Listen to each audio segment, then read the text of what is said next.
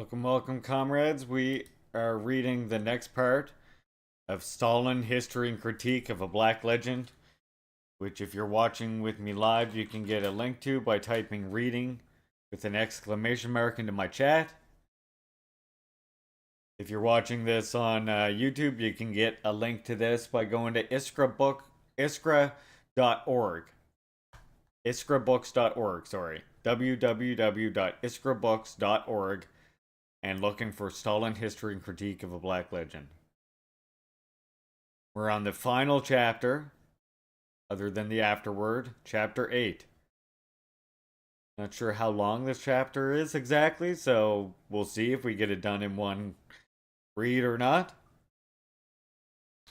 Demonization and hagiography in the interpretation of the contemporary world. From the omission of Russia's second time of troubles to the omission of China's century of humiliation. So, one thing I like about Lacerda is he actually is very good and studied on the Chinese Revolution as well. Something which I appreciate. Which is why I think that his book as well on, like, why Marxism that denies anti-colonialism and decolonization, Marxism that denies that is not Marxism at all. It's Western Marxism, or what could be called more accurately, perhaps, Western anti-Marxism, right?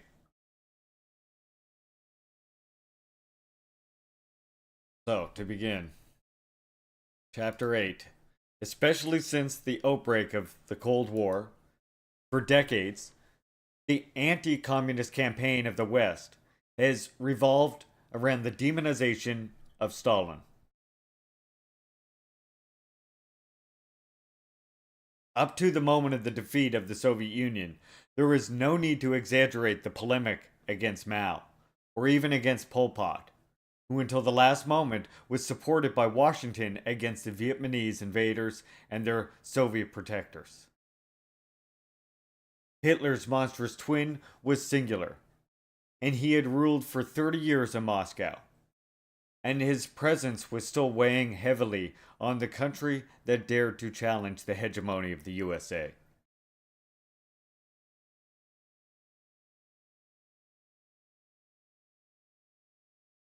The picture couldn't help but change with the rise of China's prodigiousness. Now it is the great Asian country that must be pressured to the point of losing its identity and self-esteem. Beyond Stalin, the dominant ideology is busy identifying other twin monsters of Hitler. And so, a book garners international success where Mao Zedong is branded as the greatest criminal of the 20th century, or perhaps of all time.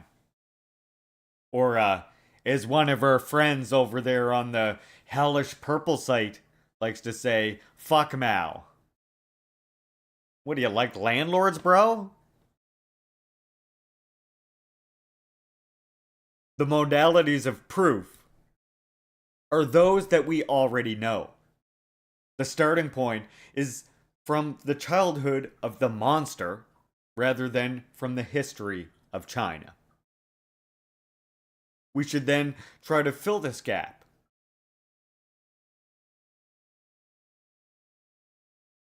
With a long history behind it, which for centuries or for millennia had seen it in an eminent position in the development of human civilization.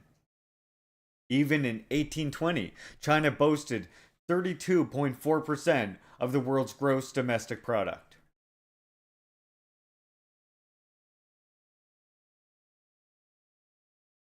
In 1949, at the time of its foundation, the People's Republic of China was the poorest country, or among the poorest in the world. It was a colonial and imperial aggression that had led to the collapse, which started with the Opium Wars. Celebrated in empathetic terms even by the most illustrious representatives of the liberal West, Think of Tocqueville and John Stuart Mill. Those infamous wars had opened a decidedly tragic chapter for the great Asian country.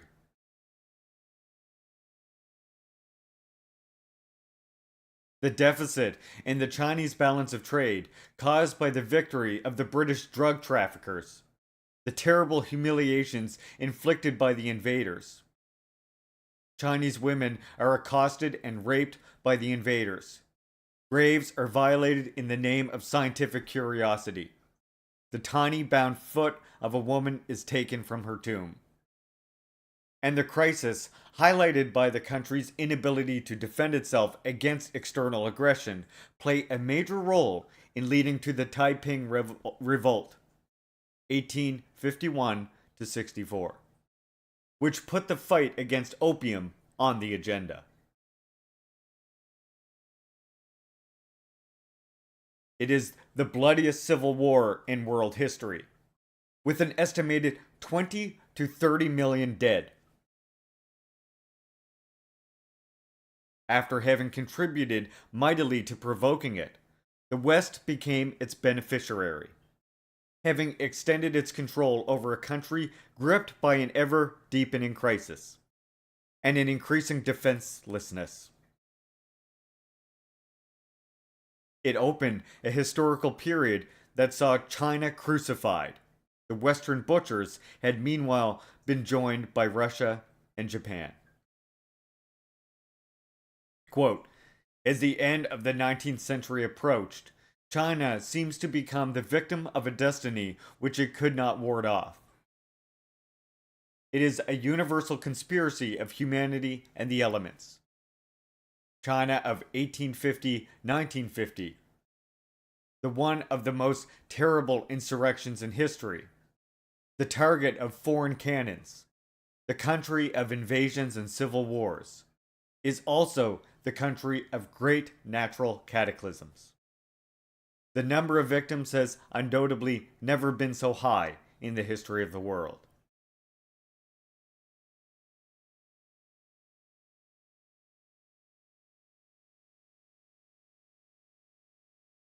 That was Lucerdo from 2000, from a few different Lucerdo chapters 9 and 6.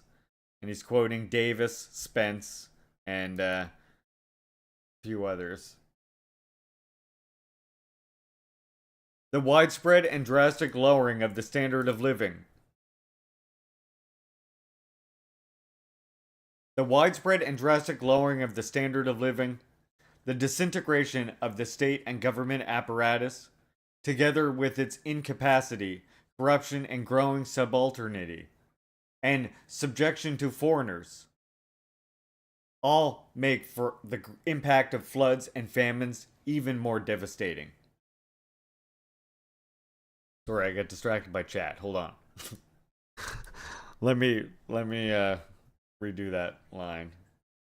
The widespread and drastic lowering of the standard of living, the disintegration of the state and government apparatus, together with its incapacity, corruption, and growing subalternity, and subjection to foreigners, all make the impact of floods and famines even more devastating.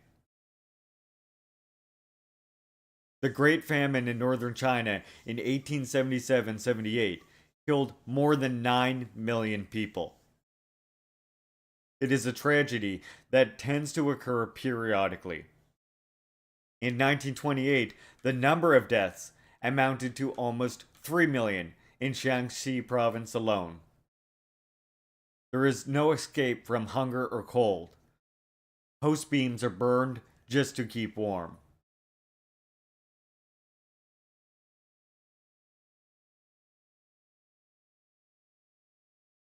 It was not just a devastating economic crisis. The state is almost destroyed. One figure is significant in itself. 130 wars developed between 1,300 warlords between 1911 and 1928. The opposing military cliques were sometimes supported by this or that foreign power. On the other hand, they repeated civil wars between 1919 and 1925 can be regarded as new opium wars. What was at stake was the control of its production and transport. Beyond the armed corps of warlords, outright banditry spread, fueled by army deserters and weapons sold by soldiers. It is estimated around 1930 that bandits in China amounted to 20 million, 10% of the total male population. On the other hand, it is easy to imagine the fate hanging over women. Overall, it was the dissolution of all social ties. Sometimes the peasant sells his wife and his children. The press describes columns of young women thus sold walking the streets, framed by traffickers in Shaanxi, devastated by the famine of 1928.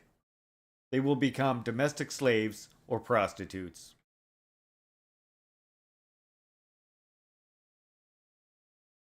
In Shanghai alone, there were about 50,000 regular prostitutes, and both the brigandage activities and the prostitution rings can count on the support or complicity of Western concessions, which develop lucrative activities in this regard. The lives of the Chinese were now worth very little, and the oppressed tended to share this viewpoint with the oppressors.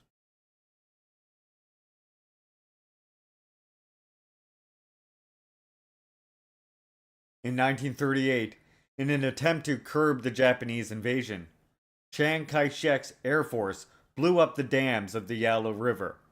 900,000 peasants drowned to death, while another 4 million were forced to flee. About 15 years earlier, Sun Yat-sen had expressed the fear that things could go as far as the extinction of the nation and the annihilation of the race. Yes, perhaps the Chinese were about to suffer the fate inflicted on Native American redskins, quote unquote, on the American continent. Quoting Sun Yat-sen, 1976.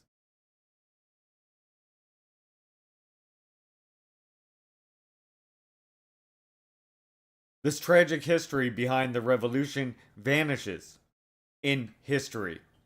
In historiography, and publicly revolving around the negative hero cult.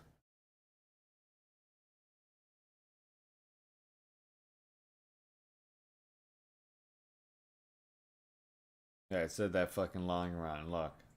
See, when I had to go down and fuck me up. Okay, this tragic history behind the revolution vanishes in the historiography and publicity revolving around the negative hero cult. If, in the reading of Russian history, the second time of troubles is omitted, for the great Asian country, the century of humiliation, the period of the First Opium War to the communist conquest of power, is glossed over. As in Russia, in China, it is the revolution led by the Communist Party that ultimately saved the nation, and even the state. In the aforementioned biography on Mao Zedong, not only is the summary of the historical background here reconstructed ignored, but the record of horror blamed on the Chinese communist leader is achieved by placing the victims of famine and starvation that plagued China on his account. There is a strict silence observed about the embargo imposed on the great Asian country immediately after the communists came to power. On this last point, it is worth consulting the book by an American author who sympathetically describes the leading role played during the Cold War by Washington's policy of economic encirclement and strangulation against the People's Republic of China. The latter, in the autumn of 1949, was in a desperate situation. Meanwhile, it should be noted that the Civil War had been far from over. The bulk of the Kuomintang army had taken refuge in Taiwan, and from there was continuing to threaten the new power with air raids and incursions, especially as pockets of resistance continued to operate on the mainland. But this was not the main thing. After decades of civil and international wars, the national economy was on the verge of total collapse. The collapse of agricultural and industrial production was intertwined with inflation. And that was not all. Severe flooding had devastated a large part of the nation that year, and more than 40 million people had been affected by this natural disaster. Making this most serious economic and humanitarian crisis more catastrophic than ever is the timely intervention of the embargo decreed by the US. Its objectives emerge clearly from the studies and plans of the Truman administration and from the admissions or statements of its leaders. To make China suffer the scourge of a general standard of living around or below subsistence level, to cause economic backwardness, cultural backwardness, a primitive uncontrolled birth rate, popular unrest, to inflict a heavy and very prolonged cost on the entire social structure, and to create ultimately a state of chaos. Any of that sound familiar?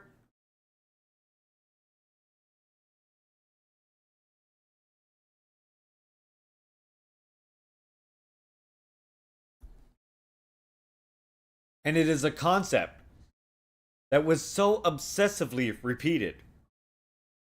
There was a need to lead a country of desperate needs towards a catastrophic economic situation, toward disaster and collapse. This deadly economic gun was pointed at an overpopulated country, but that was not enough for the CIA. The situation caused by the economic warfare measures and the naval blockade could be further aggravated by an air and naval bombing campaign against selected ports, railroad hubs, industrial facilities, and warehouses. In any case, Kuomintang air raids on industrial cities, including Shanghai in mainland China, continued with US assistance.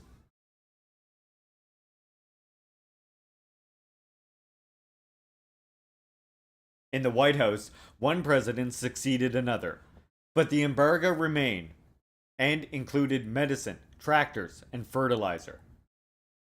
In the early 1960s, a Kennedy administration collaborator, namely Walter W. Rostow, pointed out that, thanks to this policy, China's economic development had been delayed for at least dozens of years. While CIA reports point to the serious agricultural situation in communist China, now severely weakened by overwork and malnutrition. Is it then a matter of reducing the pressure on a starving people? On the contrary, the embargo was not to be relaxed, even for humanitarian relief. Taking advantage also of the fact that China was deprived of key natural resources, particularly oil and arable land, and also leveraging the serious contemporary crisis in China-USSR relations, the final push could be attempted. It was a matter of exploring the possibilities of a total Western embargo against China, and of blocking oil and grain sales to the fullest extent possible.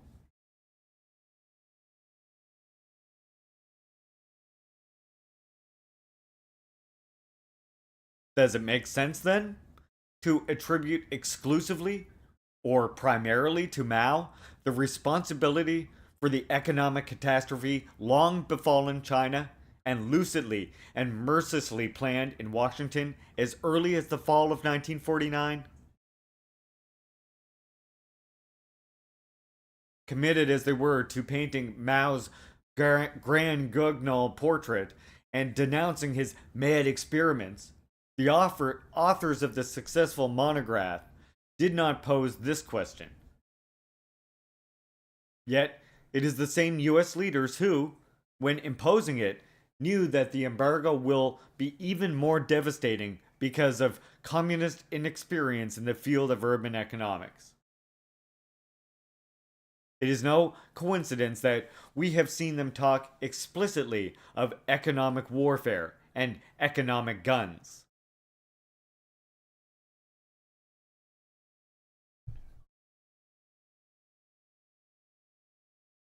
And it is a practice that does not dissipate even after the end of the Cold War. A few years before China's entry into World Trade Organizations, a US journalist thus described Washington's behavior in 1996. Quote, American leaders unleashed one of the heaviest weapons in their trade arsenal, ostensibly targeting China, and then furious debate whether or not to pull the trigger. Once enacted, the cancellation of normal trade relations, they threatened, would constitute, in dollar terms, the largest trade sanction in US history, excluding the two world wars. It would be the trade equivalent of a nuclear strike. This also was the opinion of a distinguished US political scientist, namely Edward Luttwak. With a metaphor, one could say that the Chinese import blockade is the nuclear weapon America keeps pointed at China. Waved as a threat in the 1990s, the economic nuclear weapon was systematically used throughout the Cold War against a great Asian country, while explicitly and repeatedly Washington reserved the right to resort to the actual nuclear weapon as well.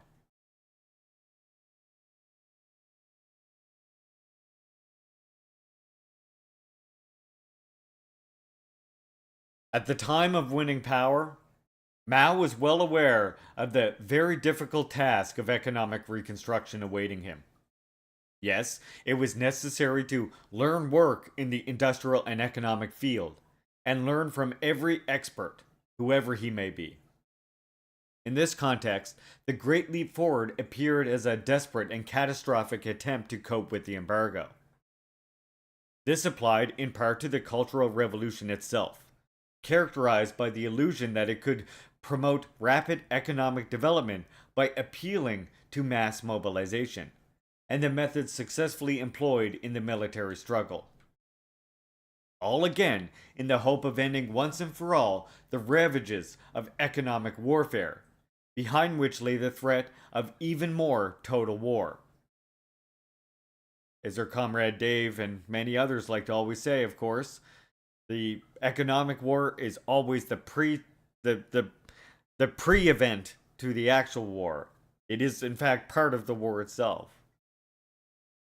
As for Mao's behavior as an Oriental despot, especially during the Cultural Revolution, the history of China, as well as the ideology and personality of those wielding power, certainly provide an explanation.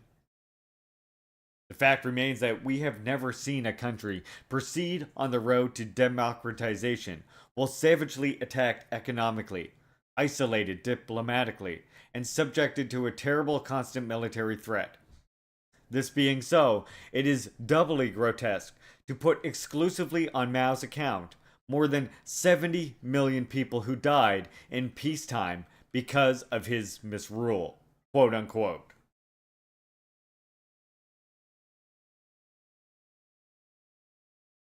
Actually, the social achievements of the Mao era were extraordinary and saw a marked improvement in economic, social, and cultural conditions, and a sharp rise in the life expectancy of the Chinese people. Without these understandings, one cannot account for the prestigious economic development that subsequently freed hundreds of millions of people from starvation and even death by starvation. However, in the dominant ideology, there is a real reversal of responsibility. The ruling group that ended the century of humiliation becomes a hodgepodge of criminals, while those responsible for the immense tragedy of a century and those who, through the embargo, did everything they could to prolong it, are set up as the champions of freedom and civilization. We have seen Goebbels in 1929 branding Trotsky as the one who, perhaps, can be considered the greatest criminal of all time. In later years, perhaps Goebbels would have assigned Stalin the title. In any case, the manner of argument of the head of the Third Reich's propaganda manipulation apparatus must have seemed too problematic to the authors of the biography on Mao acclaimed in the West. They have no doubts. The record for absolute criminality in universal history has now passed to the Chinese leader.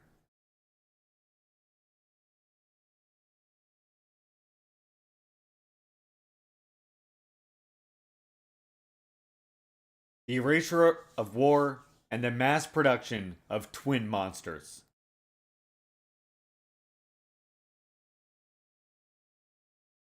The erasure of history, and above all, of colonialism and war, is a constant of the mythology committed to transforming all the leaders of the communist and anti-colonialist movements into monsters, more or less twins of Hitler, as was done for Stalin. This is a fairly easy operation for Pol Pot, and it is precisely on him that we should dwell. Certainly not in order to rehabilitate him, or to scale down the horror for which he was responsible, but in order to better clarify the ways in which today's dominant mythology is constructed. In doing so, I will use almost exclusively the book of an American scholar on Asia, and, above all, the monograph on Cambodia, written by a journalist who worked for The Times, The Economist, and the BBC. So let us begin by asking ourselves a question. When and how did the tragedy begin that culminated in the horror of Pol Pot's regime? Here is a first answer provided by the American scholar. Quote, in the early 1970s, President Richard Nixon and his national security advisor Henry Kissinger ordered more bombs dropped on rural Cambodia than had been dropped on Japan during all of World War II, killing at least 750,000 Cambodian peasants. Unquote.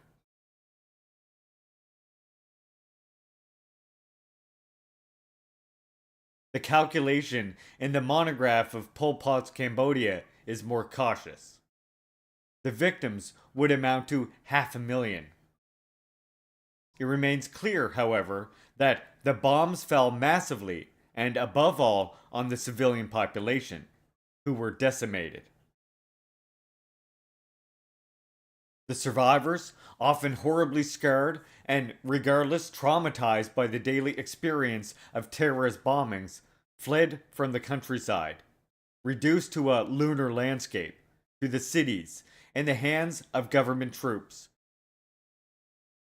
Were spared from hell, but were increasingly prey to the chaos following the growing influx of refugees, forced to lead a precarious existence at the edge of starvation. At the end of the war, in the capital alone, there were 2 million uprooted Cambodians crammed into slums and shanty towns, with the sick and wounded hospitalized with little hope of survival. To all this must be added the full-scale pogroms carried out by the troops of Lon Nol, who came to power in 1970 by a coup d'etat engineered in Washington.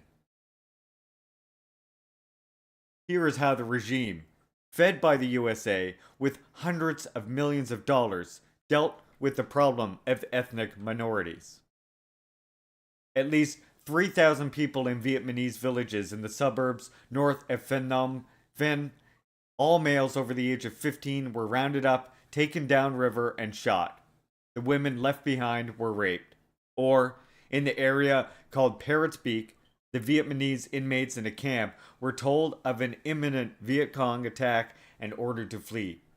As they ran, Cambodian guards, allied with or under the command of the US, opened fire with machine guns. These are just two examples. Authoritative journalistic accounts report the impression one immediately gained from visiting this or that place, like those just mentioned. It looked and smelled like a slaughterhouse.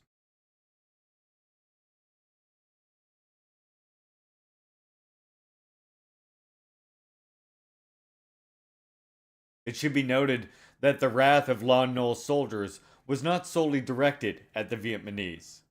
Communist prisoners were routinely killed. Some soldiers even took pleasure in posing for photographs while holding decapitated heads of guerrillas. On the other hand, it would be wrong to blame only Asians for the atrocities that took place in Cambodia, and more generally in Indochina.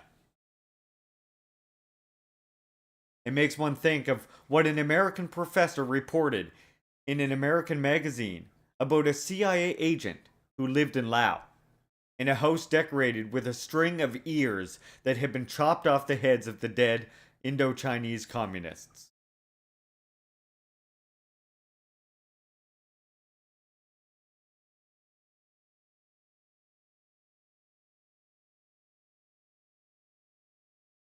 At this point, a new question imposes itself. Is there a connection between the first act of the Cambodian tragedy and those that followed? In striving to minimize that relationship, the book I use is not without contradictions or oscillations.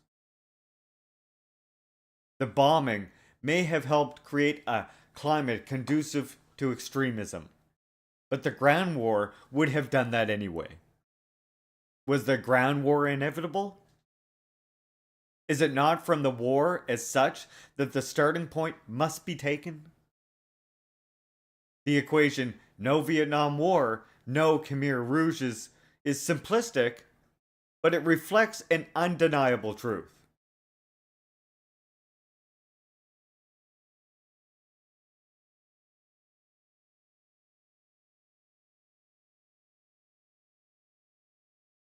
Don't mind me, just trying not to cry.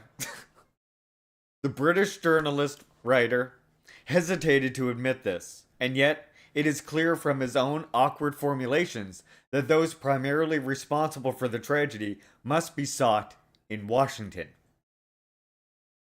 And from his story emerges a truth even more shocking than the vulgar simplifications of today.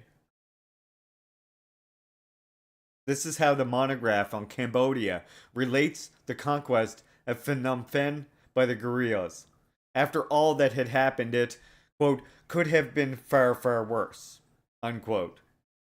At least, as far as the very early phase of his management to power is concerned, Pol Pot demonstrates restraint that one would struggle to locate in the leaders of Washington.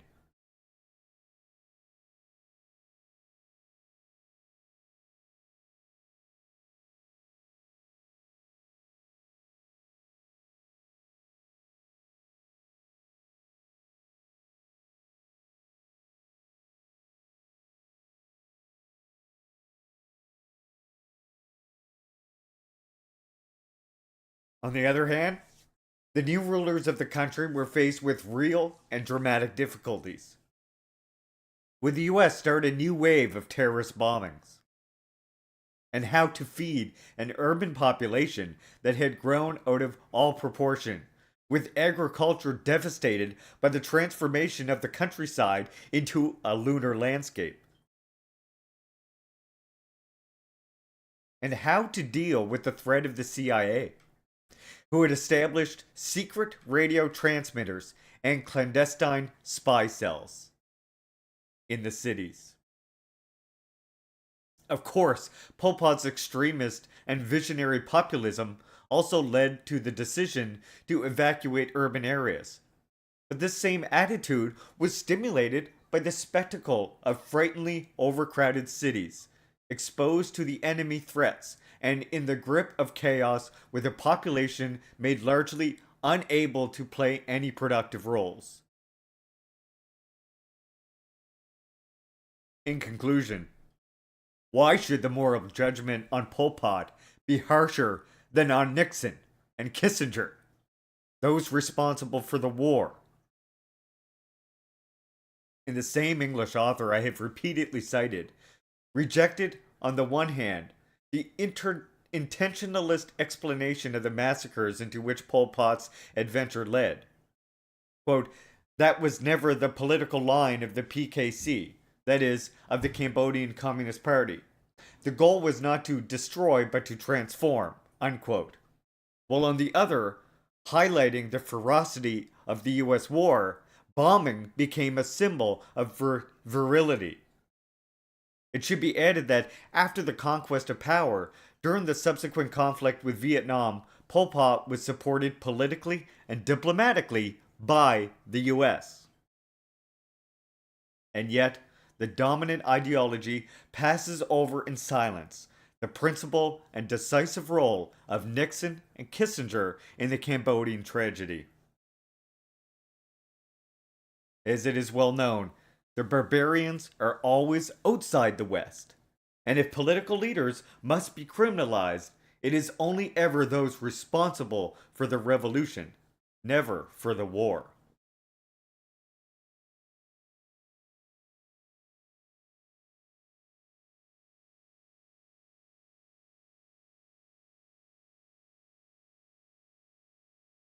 This hypocrisy is all the more repugnant for the fact that while Pol Pot had stopped tormenting and killing, the US war continued to make its effects strongly felt. Quote, people are dying today throughout Indochina from starvation, diseases, and unexploded ordinances. Unquote.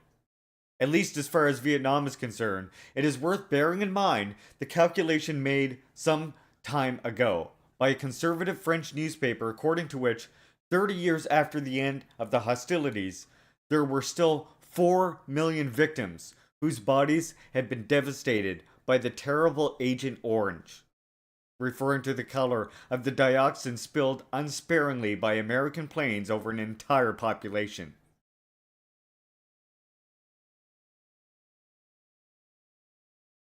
And in Cambodia, let us leave aside the devastation inflicted on the bodies. How many Cambodians are still suffering the devastating and irreversible psychological damage caused by the bombings?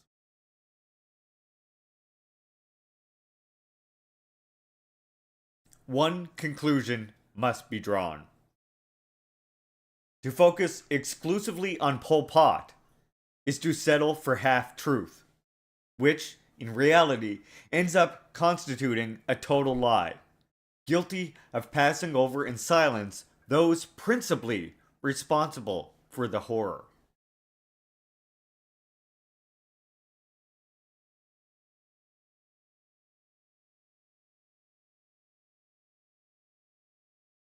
Socialism and Nazism, Aryans and Anglo-Celtics.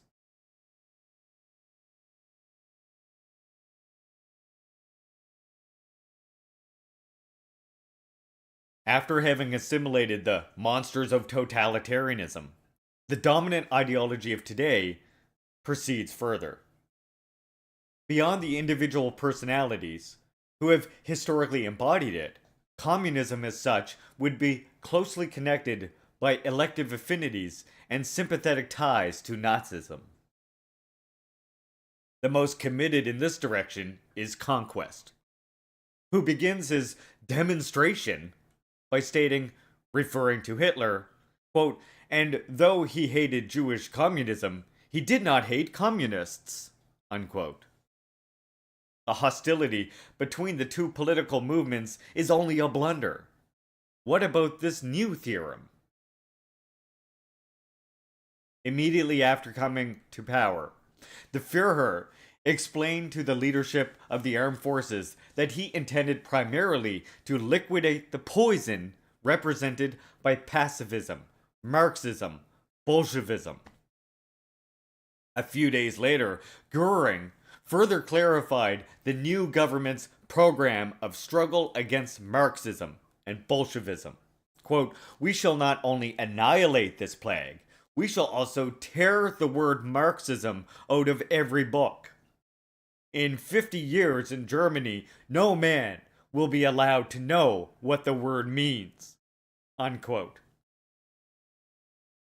On the eve of Operation Barbarossa, Goebbels noted in his diary, quote, "Bolshevism is dead. In this way, we are fulfilling our true task before history. The Bolshevik poison must be expelled from Europe. Even Churchill or Roosevelt have little object to this. Perhaps we can also convince the German episcopacy of both denominations to bless this war as God's will. Now we will truly annihilate what we have been fighting against all our lives. I speak of this with the Führer, and he is in complete agreement with me." Unquote. These are not just words, as the systematic annihilation of communist cadres decided by Hitler on the eve of Operation Barbarossa shows. There is more.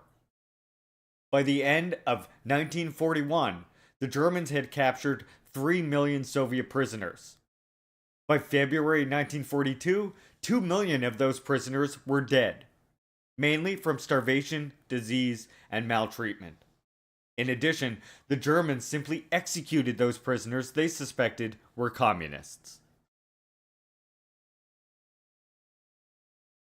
That is, already in the very first months of Operation Barbarossa, the Nazis killed or caused the death of more than 2 million Soviet citizens, primarily targeting communists. And that is not all. While he is forced into hiding to escape the final solution, Klemperer, the eminent German intellectual of Jewish origins, whom we have already met, wrote a diary entry on which it is worth reading, reflecting. It was August 1942, and Zaisakun was using the forced labor of Polish, French, Danish, Jewish, and Russian workers. The situation of the latter was particularly harsh. Quote, "They are so hungry that the Jewish workmates intervene to help them. It is forbidden. But people drop a slice of bread. After a while, the Russian woman bends down and disappears into the bathroom with it." Unquote. Thus, according to this testimony, the condition of Russian or Soviet slaves was sometimes even worse than that of Jewish slaves.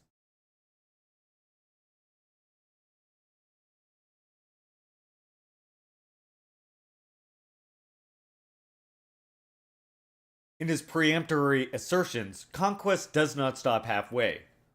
It is about proving the theorem of the elective affinities between communism and Nazism, far beyond the personality of Stalin and the confines of the Soviet Union.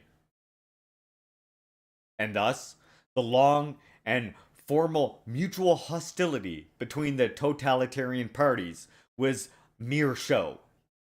The reality is different and opposite.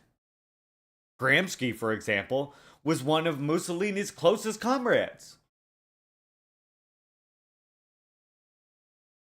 Yet, everyone should know that, while the communist leader languished in fascist prisons, his persecutor received the homage of leading exponents of the liberal world.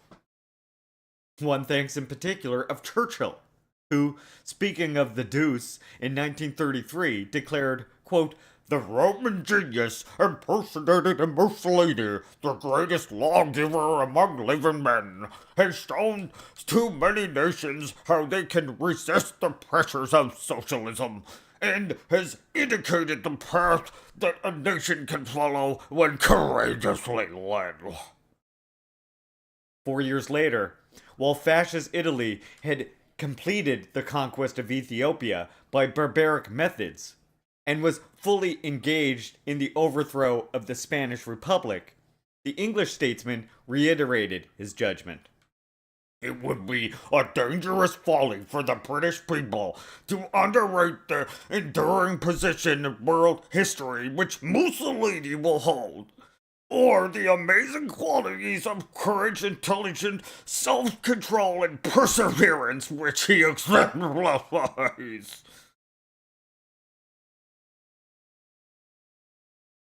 Above all, it is worth reading the balance sheet drawn up by Croce at the end of the Second World War.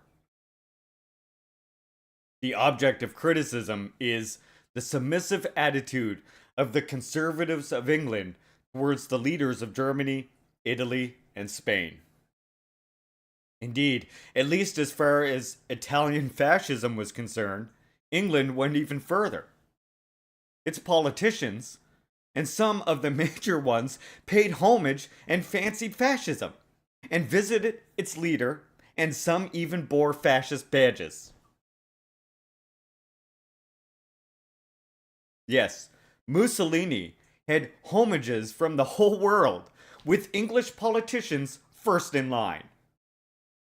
And, as far as I am told by people living in England, he is still esteemed as a great man by English public opinion. The pro-fascist attitude of the West finds its consecration even on the philosophical level. One thinks of an author such as Ludwig von Mises, who is still considered a master of liberalism, and who in 1927 paid tribute to Mussolini's coup d'etat that had averted the communist danger and saved civilization. Quote, "The merit that fascism has thereby won for itself will live on eternity in history."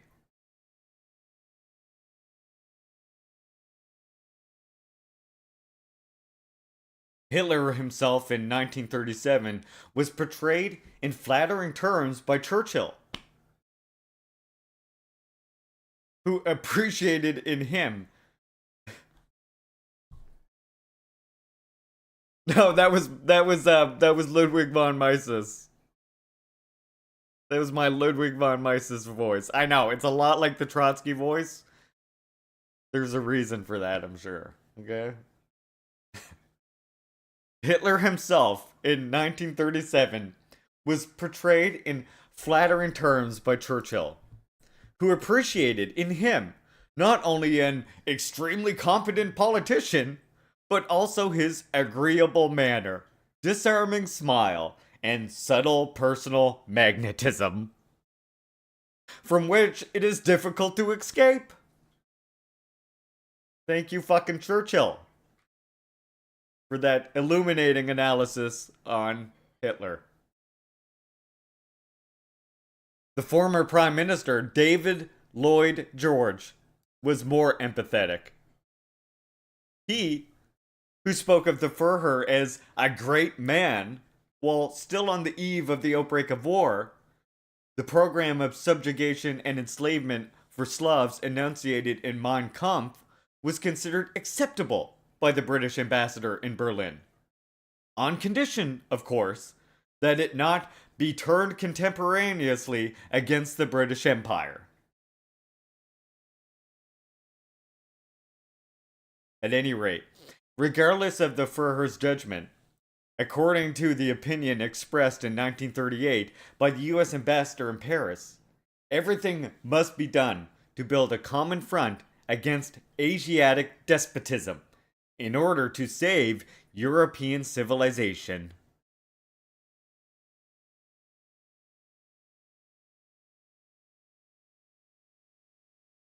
In the prison notebooks, on the other hand, Gramsci wrote, in 1935, after the manifestations of brutality and unprecedented ignominy of German culture, dominated by Hitlerism, it was time for everybody to take note of how fragile modern culture really is.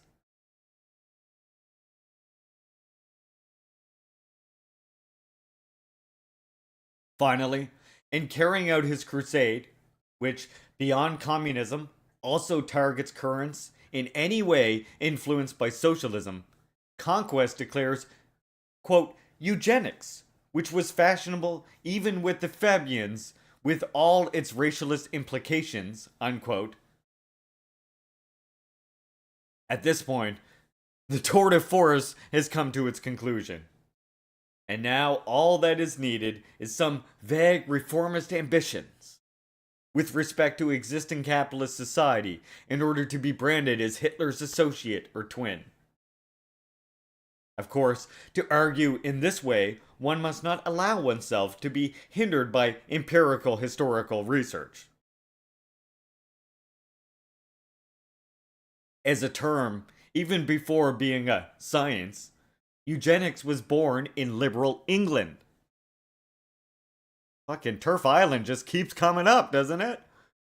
And immediately became very popular in the United States. No surprise there. Austrian and German authors explicitly referred to the North American Republic. And even before Hitler, they recommended racial hygiene. Seeing what happened on the other side of the Atlantic, they went about attempting to introduce in Austria and Germany, too, rules prohibiting sexual and marital relations between different races and of differing worth. It is of no coincidence that the key term in eugenics and racial program of the Third Reich, that is, undermensch, is but the translation of the American English underman. The neologism coined by Lothrop Stoddard, the author celebrated both in the US and in Germany, and legitimated by the praise of two American presidents, Harding and Hoover, and of the Führer of the Third Reich, by whom he was personally received with all honors. It is worth noting that it was Antonio Gramsci, the communist theorist and leader particularly targeted by Conquest, who criticized this eugenic current of thought, which is committed to celebrating white and Nordic supremacy.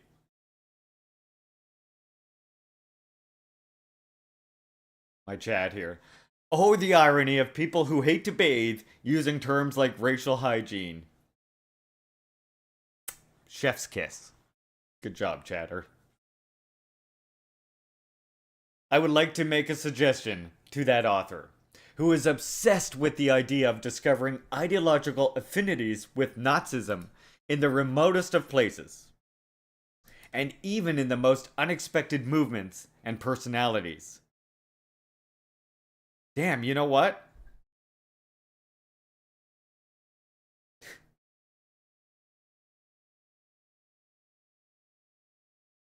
It's literally talking right to him. I would like to make a suggestion to that author who is obsessed with the idea of discovering ideological affinities with Nazism in the remotest of places, and in the most unexpected movements and personalities. He could try to subject his works to the same treatment that he inflicts on books of even a vaguely socialist orientation.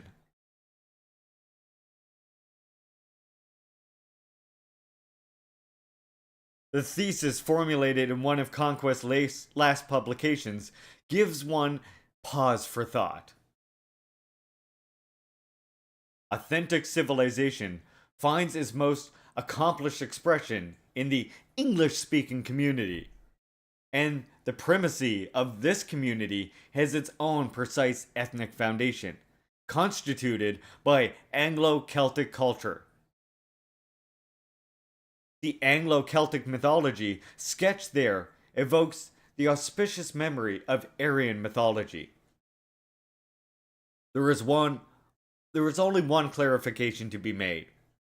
Aryan mythology, which was dearer to a long tradition developed on both sides of the Atlantic, and which later led to Nazism, tended to identify itself with white mythology.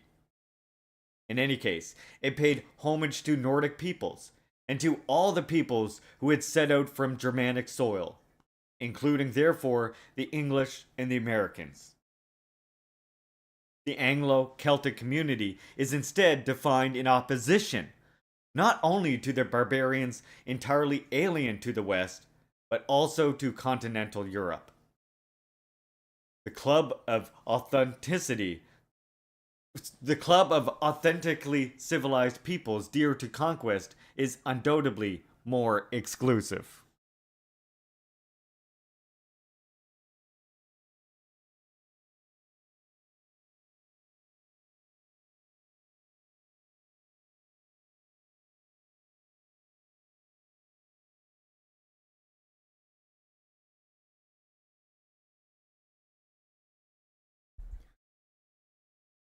The anti-communist Nuremberg and the denial of the two croquet principle.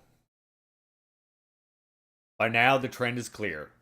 A not insignificant number of voices has been raised in the camp of the victors to recommend or to demand a sort of anti-communist Nuremberg.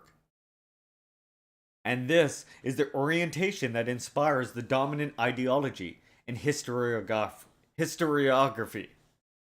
It is well established that during the Nuremberg trials, the Nazi defendants were not allowed to use the principle of tu quoque in their defense, meaning they could not bring attention to similar crimes committed by their accusers in response to the charges against them.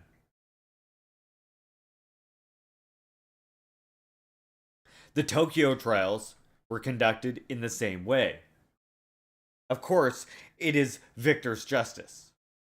On the other hand, at the conclusion of a gigantic conflict, which had also developed as an international civil war and as a global clash between revolution and counter-revolution, think of the Nazi theorization of the right of the master race to enslave the inferior races as a substantial, frightening leap backwards from the process of abolition of colonial slavery. We see revolutionary tribunals emerging in various countries, such as Italy. In the case of Germany and Japan, where the home front resisted to the end, these are imposed from above and from outside. Today's historiographical process of an anti-communist Nuremberg are a farcical replication of a great tragedy. It is evident that a historical judgment is unthinkable without the reconstruction of the climate of the time. Comparisons and recourse to the principle of tu quoque are absolutely inescapable. And it is in light of these criteria that I intend to analyze the usual criminalization of these events, started with the October Revolution and of Stalin in particular.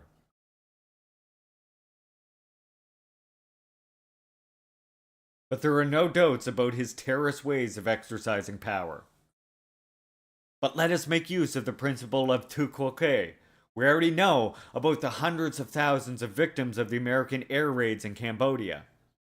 Here, I would like to draw particular attention to one detail.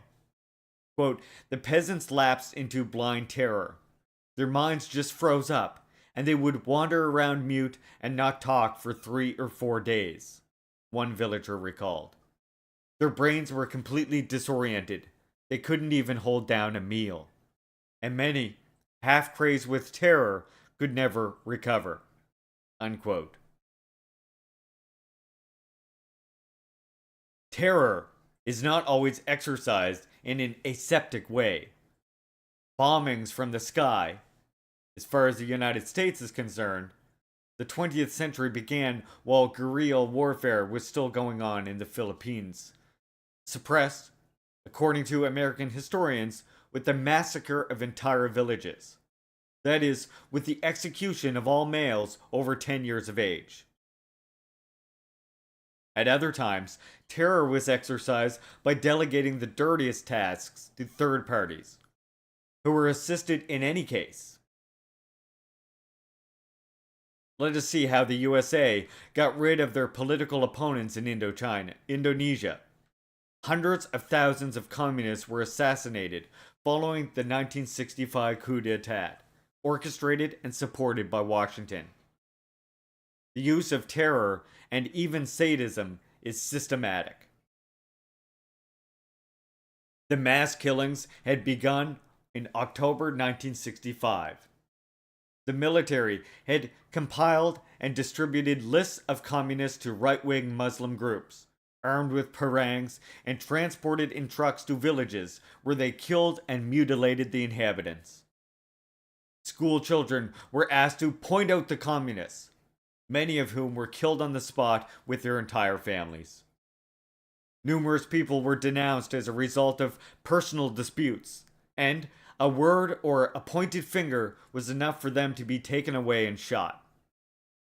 The number of victims was so high that serious sanitary problems arose in East Java and North Sumatra, where rotting bodies polluted the air and impeded river navigation. By 1968, mass executions had resumed, and at one time, the army and civil guard would kill in Central Java, 35,000 alleged PKI followers by hitting them with iron bars to the back of the head.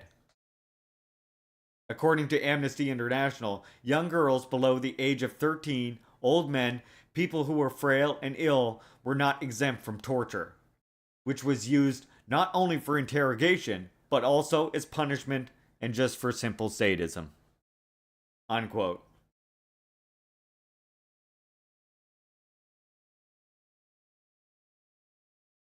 As you can see, the US uses the same playbook all over the world, and using those third parties as those proxies, since I made that slip up, is exactly what they're doing in Gaza, in Palestine right now.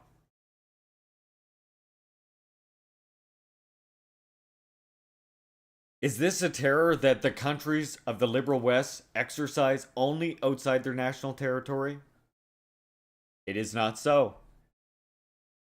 Just think of the violence that still raged against African Americans in the early decades of the 20th century, often staged as a mass pedagogical spectacle. Quote, notices of lynchings were printed in local papers, and extra cars were added to trains for spectators for miles around, sometimes thousands of them. School children might get a day off school to attend the lynching. The spectacle could include castration, skinnings, roastings, hangings, and shootings. Souvenirs for purchasers might include fingers, toes, teeth, bones, and even the genitals of the victim, as well as picture postcards of the event.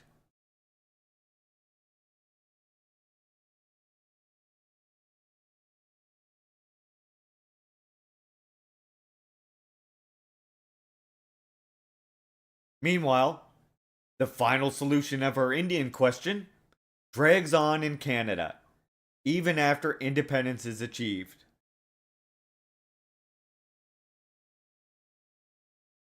But let us concentrate on the 1930s, those that saw the Stalinist terror unfold in USSR.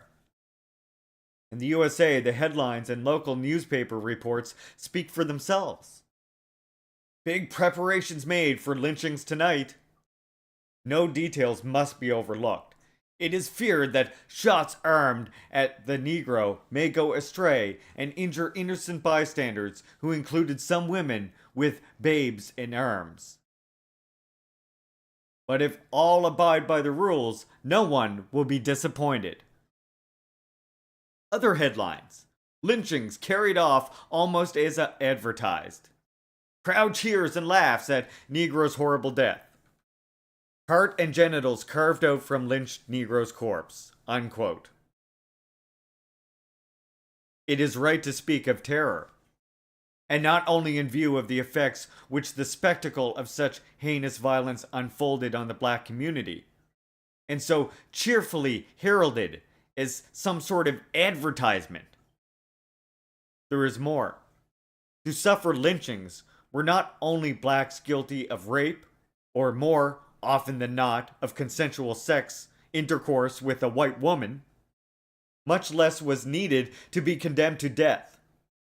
The Atlanta Constitution of 11th of July, 1934, reported the execution of a black man of 25, quote, accused of writing an indecent and insulting letter to a young Hinds County white girl.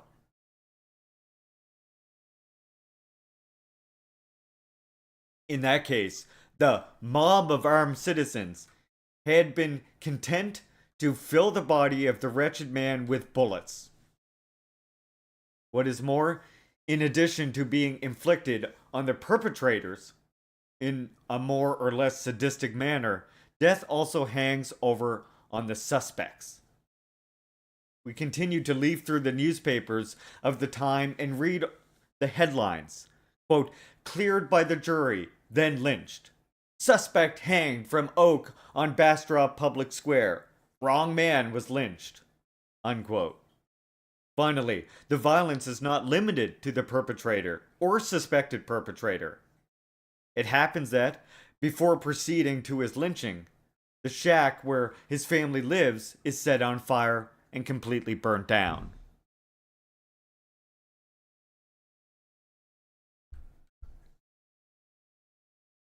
Beyond blacks, the terror also strikes whites, who, by becoming excessively friendly with blacks, become traitors to their race. This is already evident in the title of an article in the Galveston Tribune, Texas, of June 21st, 1934. Quote, white girl is jailed, Negro friend is lynched. Unquote. The fact is, an editorial of the Chicago Defender commented a few days later, quote, in the state of Texas, a white woman may associate it more freely with a dog than with a Negro. Unquote. And if she disregards this, the terrorist white supremacy regime lashes out at her in two ways: depriving her of her personal liberty and heavily attacking her loved ones. Therefore, terror also strikes citizens, blacks and whites, who do not carry out any political activity, but who are considered guilty of leading private life contrary to social norms. The betrayal of the white race can take even more serious forms. Communists engaged in a campaign against the practice of lynching are branded as Negro lovers, quote unquote. And therefore, they are too affected by the terror exercised by the white supremacy regime and forced to, quote, face the possibility of imprisonment, beatings, kidnappings, and even death. And once again, the journalistic reports of the time are illuminating. The fear of communism cited as lynching's cause.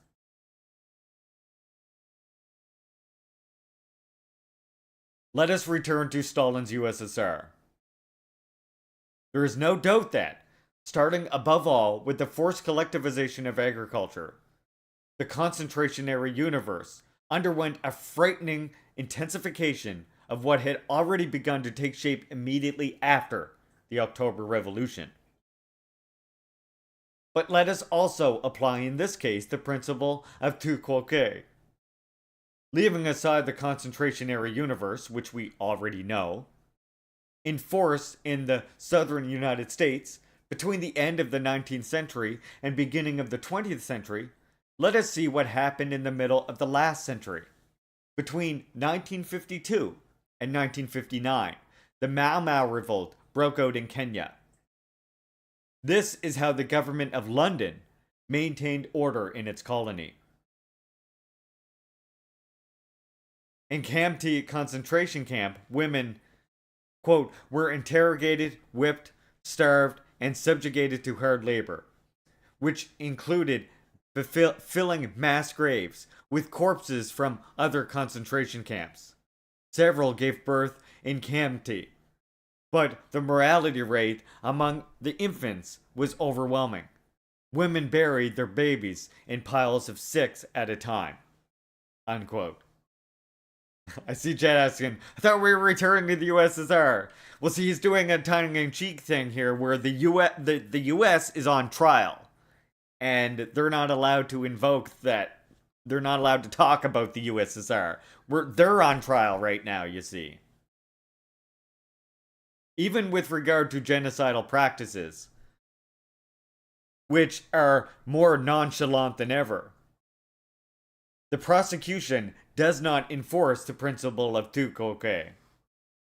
I do not know whether one can define the massacres of communists in Indonesia, promoted or encouraged by the CIA, as the second of the greatest holocausts of the 20th century. In any case, it was a massacre conducted without the industrial efficiency of the Nazis, and therefore carried out with an excess of sadism.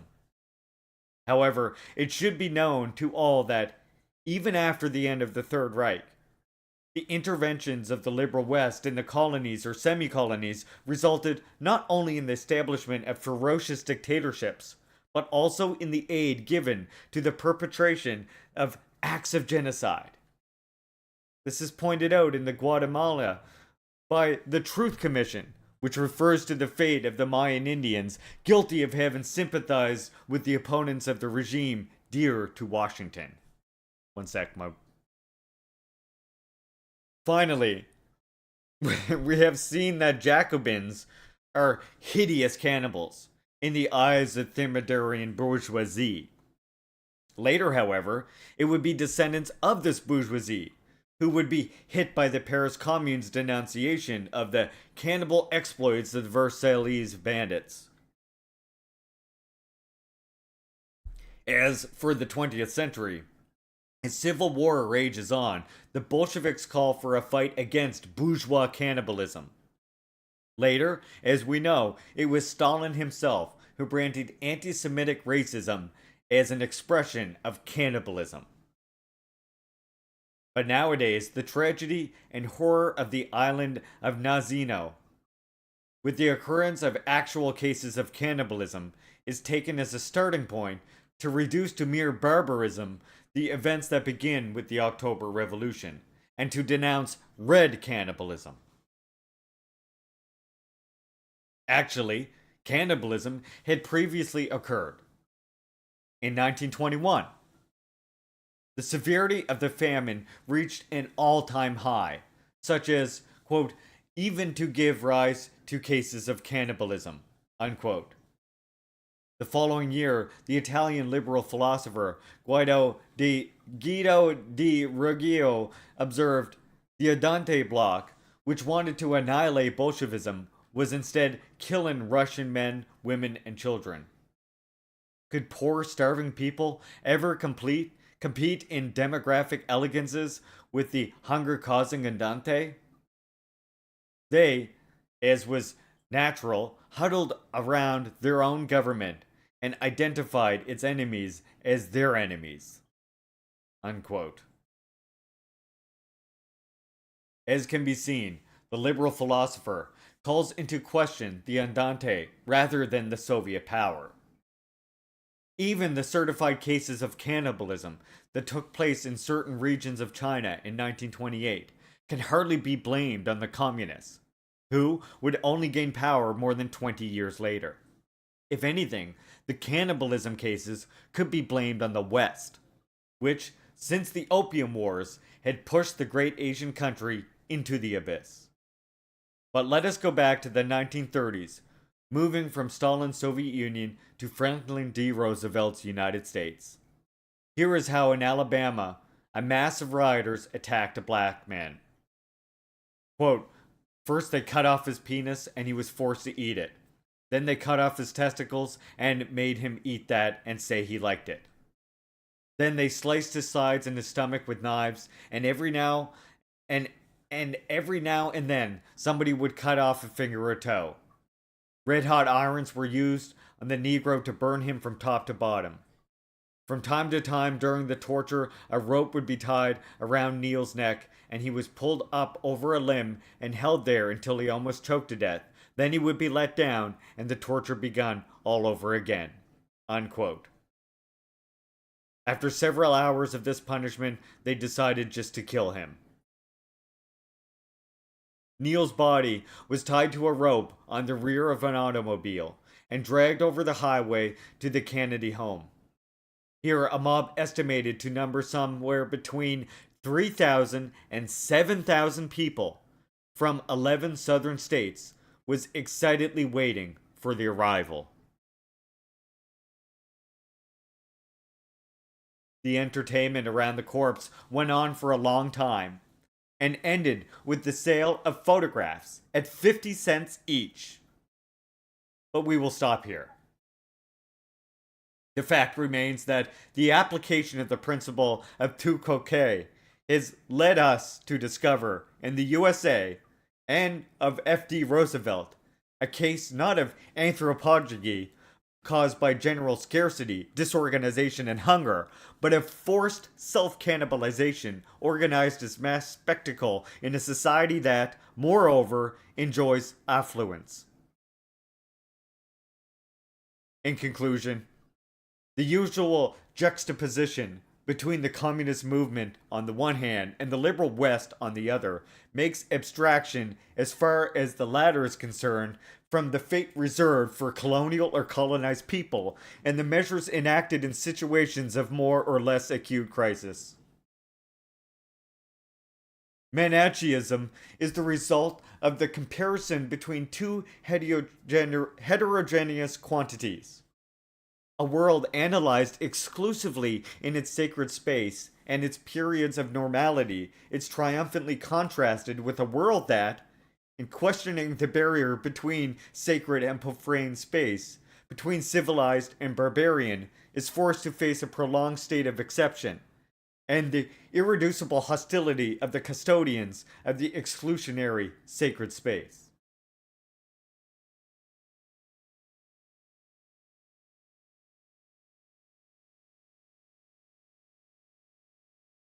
In other words, the US is the Nazi power. And the reason why there's Nazis in Ukraine is because the US is the Nazi power. Hell, the reason Nazis, as this book has already pointed out, even existed in Germany to begin with, the original Nazis, is because of the United States. Because of this white Anglo empire. That began, of course, as we know, with Britain and passed to the Americans, which we are mostly examining in the time frame of when this all takes place.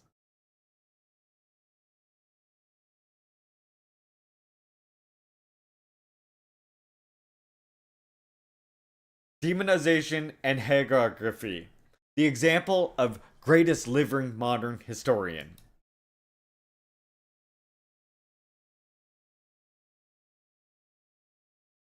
According to Conquest, the catastrophe of the 20th century actually began with the eruption of the Communist Manifesto into the civic and democratic order, proper to the West. The ideas enunciated by Marx and Engels have been a major source of trouble in the world for over 5 generations. Isn't it interesting how every liberal will repeat that line without knowing it's even coming from Conquest? Curious thing, you'll notice. Let us therefore see what the situation was in the world in 1848, the year of publication of the fatal manifesto. Let us begin with Great Britain, which for conquest is one of the 2 centers of the exclusive and superior Anglo-Celtic community, and therefore of authentic civilization. Well, in the mid-19th century, in Tocqueville's eyes, the industrial area of Manchester and the working class districts appeared as an infected labyrinth, a hell, where miserable hovels are like the last refuge a man might find between poverty and death. And yet, the wretched people, reduced to living in them, can still inspire jealousy in their fellow beings. Let us now move on to the workhouses, again, giving the floor to the French liberal. They offer a most hideous and disgusting aspect of wretchedness. On one side, the sick, unable to work and awaiting death, and on the other, women and children crowded together like pigs in the mud of their pigsty. It is difficult to avoid treading on a half naked body.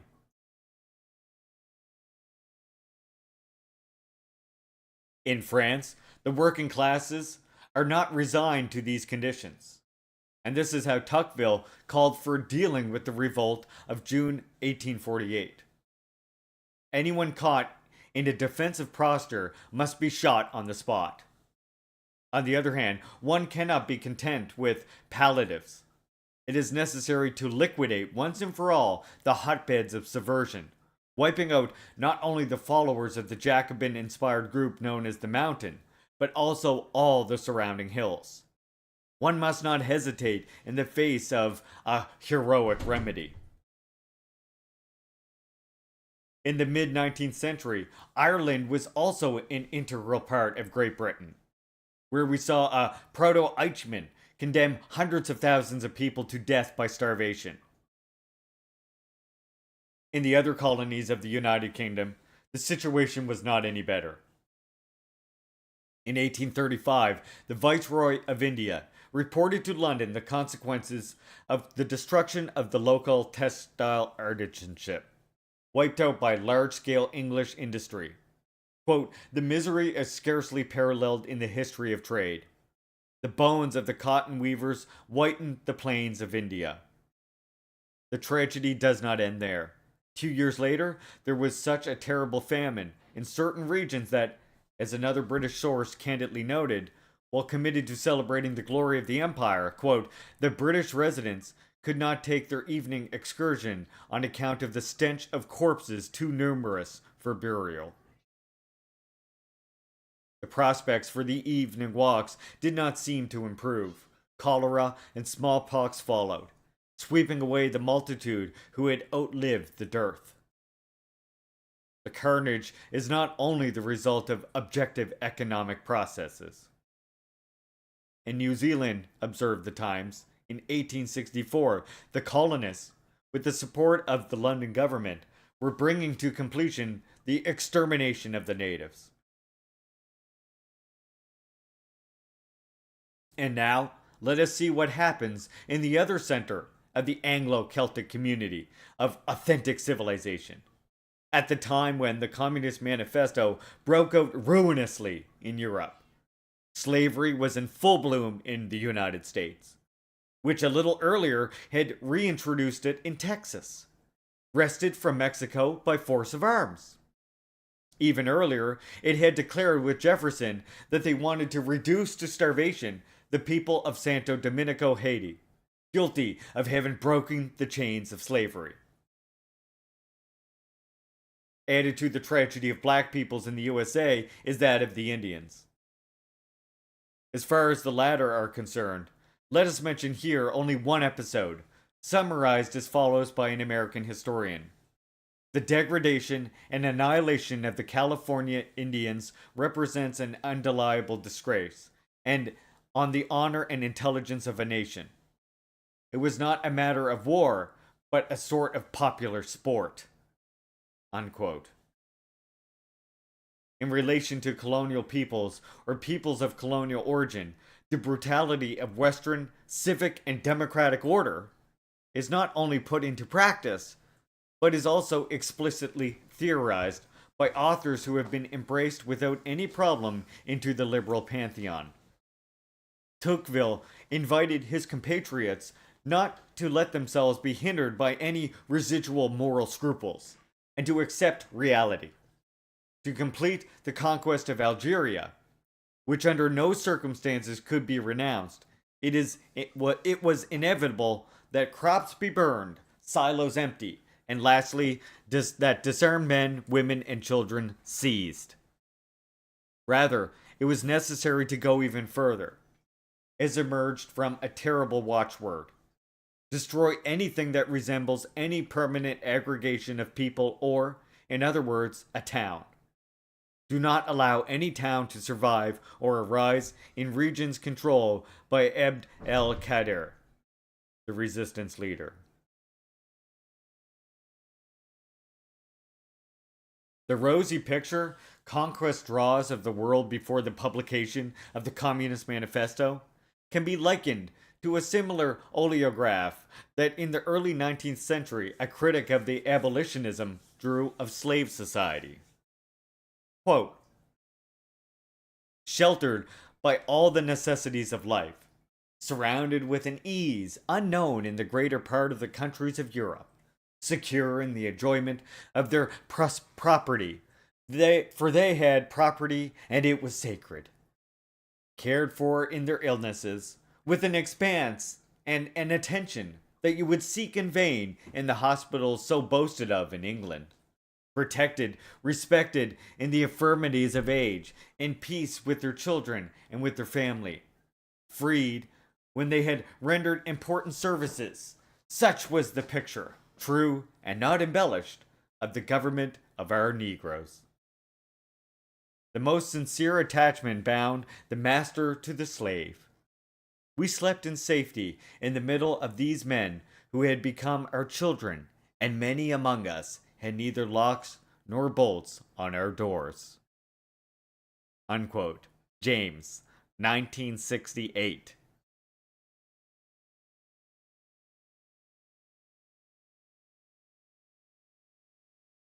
And yet, Conquest, the Cold War veteran, is celebrated as the greatest living modern historian. At the hands, to be sure, of another court historian. It is clear the reductio ad Hitlerum of the events that began with the October Revolution, and above all of the personality who, for longer than any other, directed the Soviet Union, is only the other side of the coin of the insulting hagiography of the world before 1917 and even before the publication of the Communist Manifesto.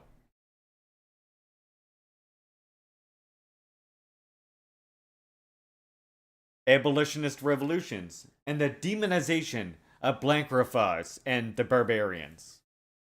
To clarify the logic underlying these ideological processes, a comparative framework can help once again.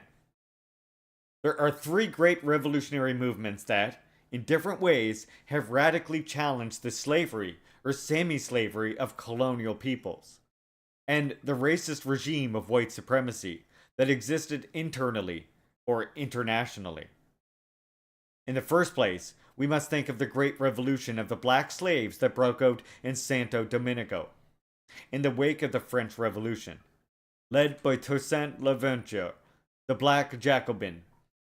It led to the proclamation of the independence of Santo Domingo, Haiti, the first country on the American continent to shake off the institution of slavery.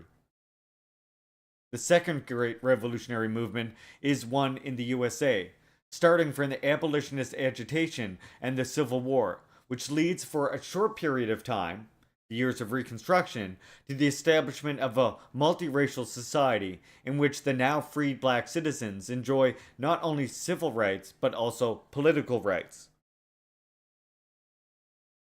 Note, he said short time there. We must finally refer to the October Revolution, which launched an appeal to the slaves of the colonies to break their chains, and which powerfully stimulated what were hitherto the inferior races in the struggle for decolonization and emancipation. All three of these great movements have undergone, and in some sense are still being subjected to summary dismissiveness, or rather to being consigned to historical obscurity or semi-historic obscurity. Take the revolution led by Toussaint Louverture. In the early decades of the 19th century, those who looked upon it with sympathy were branded as Blanquerfages and murderers. Regarding Santo Domingo, Tocqueville limited himself to mentioning the bloody catastrophe that put an end to its existence. Paradoxically, the island ceases to exist at the very moment in which it puts an end, for the first time on the American continent, to the institution of slavery.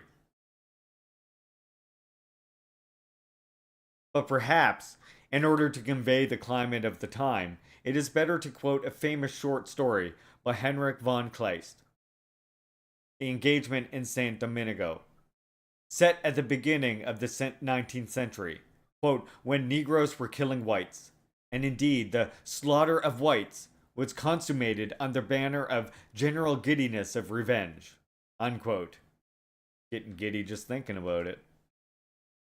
The criminalization of the Great Revolution continued to dominate unchallenged for a long time.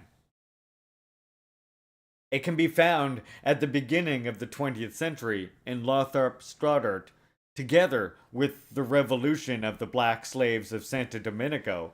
The theorist of white supremacy also condemned the second and third stages of the anti-slavery and anti-racist struggle, and constantly branded as traitors to the white race both the French Jacobins and the American exponents of radical abolitionism, and the cause of racial equality, as well as the Bolsheviks. With regard to this so-called Reconstruction, the warnings of our prominent U.S. historian should bear in mind. Quote, the South, despite its military defeat, had long been winning the ideological civil war. Unquote. It might seem that, at least in this case, there should be no doubt. While it has the centuries of slavery proper behind it, Reconstruction is then forced to give way to a regime of anti-black terror so vicious that it can be singled out as the most tragic moment in the history of African Americans. And yet, we see how Wilson summarizes this historical period. Quote, domestic slaves were almost uniformly dealt with indulgently and even affectionately by their masters. Unquote. On the wave of emancipation, then came Reconstruction, with the formation in the South of majorities that rest on the blacks. It is, quote, an extraordinary carnival of public crime that fortunately ended with the natural, inevitable ascendancy of the whites, unquote. What fills a personality who has become part of the pantheon of the United States and the West with horror is not the period in which the absolute power of the slave owner over his human chattel rages, nor even the period which the white supremacist regime organizes as a mass spectacle the lynchings and slow martyrdom of former slaves. What is synonymous with public crime is the brief season that follows the Civil War, and during which there is a commitment, in spite of everything, to take seriously the human rights of African Americans. For a long time, Black Reconstruction, or Radical Reconstruction, has been branded as synonymous with totalitarianism, or as a precursor to fascism and Nazism, imposed at the conclusion of a war very similar to the total war of the Nazis. It had claimed to achieve by force the principle of equality and racial mixing, trampling on the will of the majority of the white population and appealing to the savage populations, resulting in the overthrow of civilized society through the use of physical force by the hands of barbarism.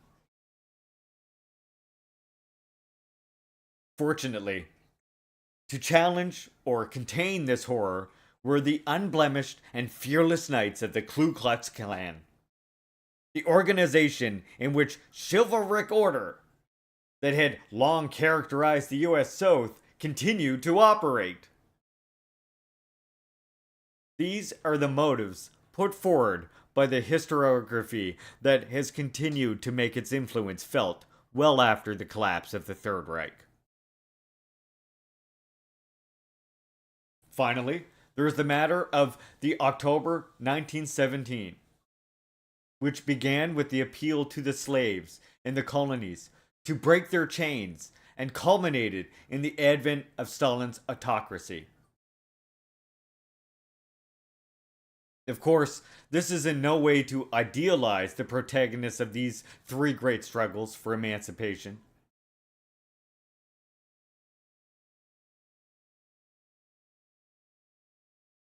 An eminent historian of the Black Slave Revolution in Santo Domingo polemicized against the current legend that the abolition of slavery resulted in the extermination of whites. But it is indisputable that massacres occurred on both sides. Nor is there any doubt about the hitherto unheard of brutality with which the American Civil War was conducted by the North, and in particular by Sherman, who explicitly set out to strike at the civilian populations.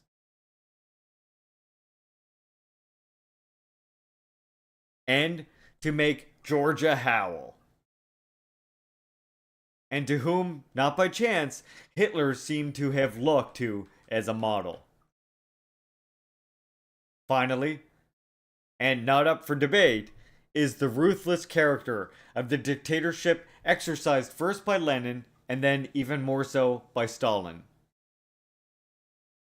At least the second of the conflicts evoked here seems now to have been lost by the slave-holding South on the historical plane as well.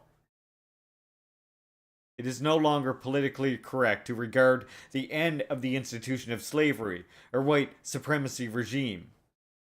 Instead, it has become commonplace to refer to Stalinism and of the events that began with October Revolution in a merely criminal key, and to equate Stalin to the one who, inheriting and radicalizing the colonial tradition, explicitly claimed the right of the master race to decimate and enslave the inferior races.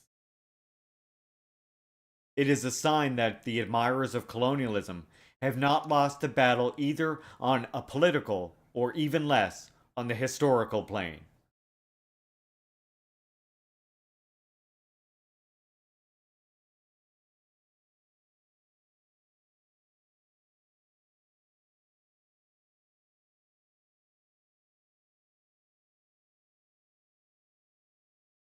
Universal history is a grotesque tale of monsters, and is teleology? Condemnation to damnatio memoriae is the historical movement that, more radically than any other, has challenged the arrogance of the master race, which has raged for centuries, from the classical colonial tradition up to the attempt of the Third Reich to radicalize that classical colonial tradition and apply it in the very bosom of Europe. However, there is no historical movement that cannot be subject to similar criminalization. Take liberalism, for example. If one ignores the lofty pages it has written, the affirmation of the need for the limitation of power and the rule of law, or the recognition of the powerful stimulus to the development of productive forces and social wealth that can be derived from the market, competition, and individual initiative, and instead focuses exclusively on the fate inflicted on colonial people, or peoples of colonial origins, for centuries subjected to enslavement, to more or less brutal forms of forced labor, and to genocidal practices, and even holocausts, according to expressions often used by historians. Liberalism can also be regarded in a more or less criminal light. In today's climate of the war on terror, there is certainly no shortage of books that, starting from the horrific suicide attacks in Beslan, Russia in 2004, when a blind and limitless violence even targeted children, reconstruct the expansion of Islam as a story of bloody and ruthless conquest, which savagely lorded over and defeated and left behind only an immense trail of blood. Forgotten and omitted is the role of Islam in the creation of the great multi-ethnic and multicultural civilization that characterized Spain before the Christian Reconquista. It is radical questioning of the caste society in India, and more generally in its promotion of the struggle for the emancipation of colonial peoples since the 19th century. On the opposite side, however, we can register the publication of a monumental criminal history of Christianity, dedicated entirely to denouncing the intolerance and violence inherent in its pretension of knowing the only true God, with an indignant condemnations of the crusades of extermination proclaimed against infidels outside and heretics inside, of religious wars, of the Inquisition, of witch hunts, of legitimization of Western colonial expansionism with its trail of horrors, of the support given even in the 20th century to tyrannical bloody regimes. And once again, nonchalance is interwoven with omission, preaching the idea of equality among people and continuing to fuel the abolitionist and anti-slavery movement in the 18th and 19th century. Christianity constituted an essential chapter in the process of the formation of democratic society.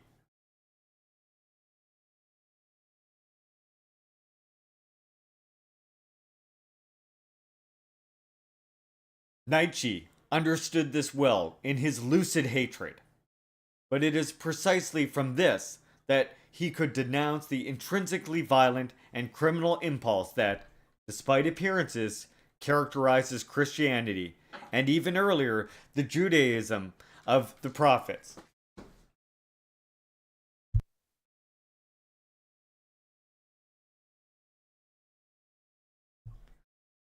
By asserting the idea of equality and placing blame on wealth, power, and seigneurial status in general, the Hebrew prophets would be the first to be responsible for the massacres committed during the Peasants' War, the Puritan Revolution, the French Revolution, and the Paris Commune. A line of continuity that later 20th century anti Semitism and Hitler extended to the communist movement and the Judeo Bolshevik Revolution of October 1917.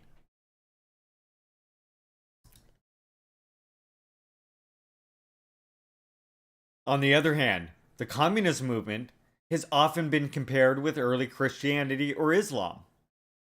Thus, the picture of universal history as a history of universal crime is virtually complete. The motivations and the reasons for its uninterrupted duration escapes us, so that history as a whole is configured, in the words of Hegel, as a slaughterhouse of planetary dimensions, or rather as an immense unfathomable mysterium iniquitatis.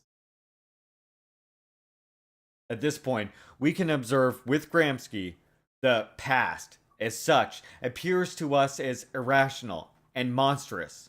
History as a whole is represented as a grotesque tale of monsters and teratology. Responding to the reduction of the events that began in October 1917 to a crime or criminal madness, authors and personalities committed to defending in some way the honor of communism sometimes react by distancing themselves from the blackest pages of the history of this movement and branding them as a betrayal or a degeneration of the original ideals of Bolshevik revolution or the teachings of Lenin or Marx. On closer inspection, even this approach ends up with an outcome not very different from the one just analyzed.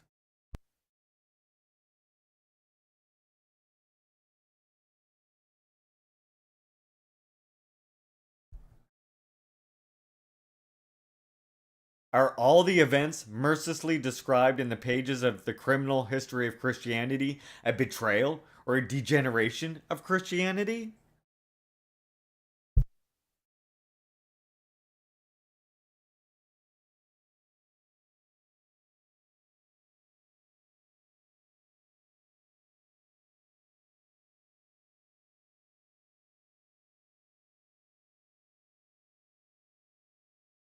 Are the regimes that then establish themselves on the terrain of Protestantism, degeneration, of the Reformation, and of the principle of the freedom of Christian solemnly proclaimed by Luther? Proceeding along these lines, Cromwell is a degenerate compared to the initial protagonists of the Puritan Revolution, and the Jacobin Terror is a degeneration of the ideas of 1789. Is today's Islamic fundamentalism also a degeneration with respect to Quran and the doctrine of Muhammad? Consistent with this approach, those who want can consider the enslavement and annihilation of colonial peoples implemented by the liberal West a degeneration of liberalism. And thus, the traitors would be Washington, Jefferson, Madison, all slave owners, or Franklin, according to whom it is one of the designs of providence that these savages, the Native Americans, are exterminated in order to make room for the cultivators of the land. Likewise, Locke should also be branded as a traitor of liberalism, generally considered the father of this current of thought, and who, nevertheless, not only legitimizes the expropriation and deportation of Native Americans, but is also, as has been observed by an eminent scholar, David B. Davis, the last great philosopher to seek to justify absolute and perpetual slavery. In doing so, however, we turn the pantheon of the great spirits of liberalism into a gallery of vile traitors. This way of arguing is all the more questionable if we reflect on the fact that, in the eyes of the great liberal theorist of slavery such as John C. Calhoun, it is precisely the abolitionists, with their Jacobinism and anti-slavery fanaticism, who betrayed the liberal ideals of tolerance and respect for property rights in all their forms. This approach is no more persuasive if we apply it to the history of Marxism and communism, starting especially from the 20th Congress of the CPSU. It is Stalin who was the criminal and traitor par excellence. But we must not forget that, according to the Chinese and Albanian Communist Party leaders, it was precisely the champions of de-Stalinization who were guilty of treason and revisionism.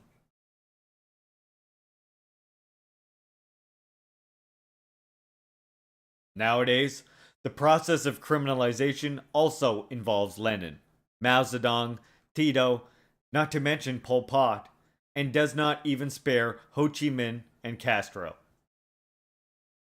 If we use the category of treason, the result is quite miserable. The history of the communist movement as a crime, traced smugly by the dominant ideology, is simply renamed by those who find it difficult to recognize themselves in the dominant ideology as the history of the betrayal of the original ideals. Similar results would be reached in the reading of liberalism or Christianity, if one were to describe as an expression of the betrayal of the original ideals, the blacker pages of one or the other. In conclusion, the approach criticized here has the fault of disappearing real and profane history, which is displaced by the history of a wretched and mysterious corruption and distortion of doctrines raised a priori into empyrean of purity and holiness.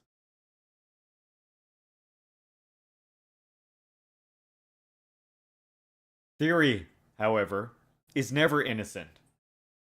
The reading of the history of Soviet Russia in terms of betrayal and degeneration of original noble ideas is for the most part disdainfully rejected by today's historiography, which is strongly committed not only to criminalizing the Bolsheviks as a whole, but also to denouncing the theoretical precursor of the terror and the Gulag and the very authors who the Bolsheviks used as their point of reference.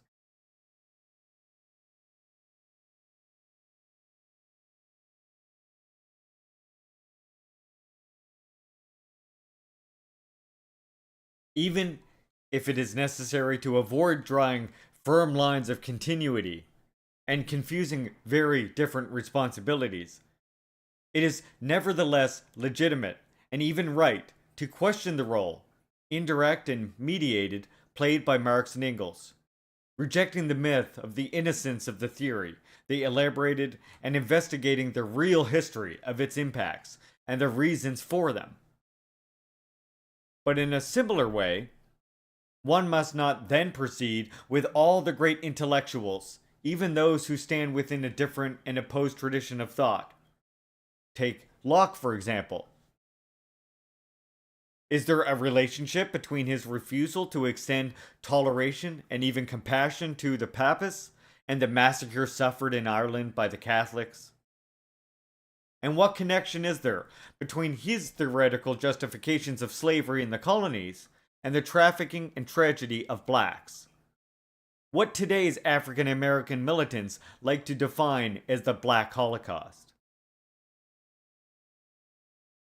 Or do we refer to the historical time of Marx and Engels, to a theorist like John Stuart Mill, champion of the West's despotism over the junior races, themselves held to absolute obedience, and of the beneficial character of slavery imposed on savage tribes, intolerant of work and discipline? Is he to be held co-responsible for the terror and massacres that accompanied colonial expansion? No movement or personality can escape these questions. We have seen Nietzsche take his cue from the fiery tirades against power and wealth uttered by the Hebrew prophets and the fathers of the church to explain the ruinous and bloody characteristics of the revolutionary cycle. On the opposite side, those who denounce the protagonists of the Crusades as traitors to Christianity would do well not to lose sight of a usually overlooked detail. An integral part of the sacred text of this religion is the Old Testament, which legitimizes and celebrates the Lord's wars, even in their crudest forms. In this case as well, it is misleading to contrast the mediocrities of horrors